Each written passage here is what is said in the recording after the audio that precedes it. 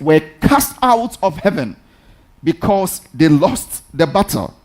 Now, Jesus described Satan when he saw that he was fallen. In Luke chapter 10, the first every living thing that moves on the earth. Now, our first parents were in this beautiful, magnificent garden, and the devil approached them and then deceived them. In fact, there was an interesting conversation between the devil in the form of a serpent and our first mother, Eve. And the devil asked Eve this question: has God indeed said that you shall not eat of every tree of the garden?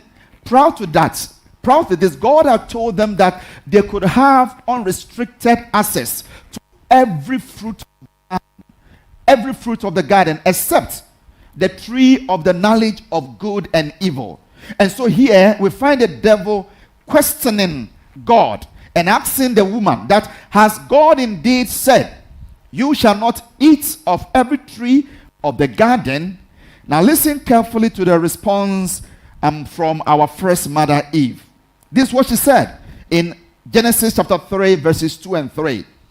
That we may eat the fruit of the trees of the garden, but the fruit of the tree which is in the midst of the garden, God has said, you shall not eat it, nor you touch it, lest you die.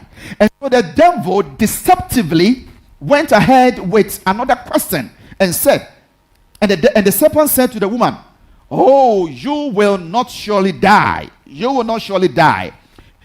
Genesis chapter 3 verse 5. For God knows that in the day you eat of it, your eyes will be open, and you will be like God, knowing good and evil.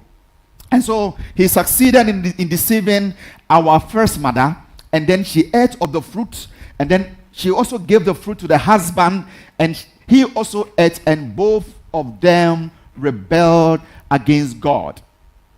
It's very interesting how the devil succeeded in deceiving our first parents. Lucifer originally was not content with his assigned position in heaven. Because he was not content, he wanted to be like the Most High God.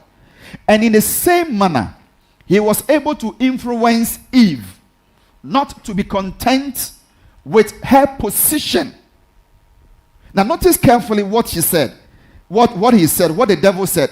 For God knows that in the day you eat of it, your eyes will be open. And indeed, when she ate it, her eyes were open, but open for the wrong reason. Her eyes were open.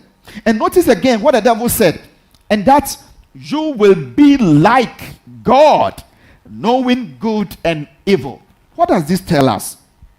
In fact, the devil suggested prospects authority to our first parents. In fact, he suggested prospects of immortality to our first parents. In fact, he suggested prospects of deity to our first parents. In other words, he wanted them in his deception that if they will only consume that fruit, they will have authority, and that they will also have immortality. They will not die, and that they will also be like God.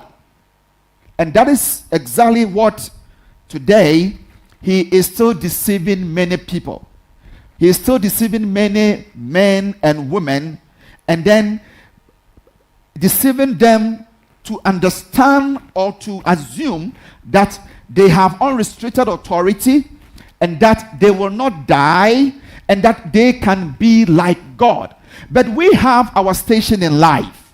But the devil, in a very deceptive way, deceived our first parents. Ladies and gentlemen in Christ, the very act of our first parents eating the fruit led to the rebellion, and it has resulted in the woes of this earth. It has resulted in the woes of, and God is not responsible. God is not responsible at all. The next question that I want us to examine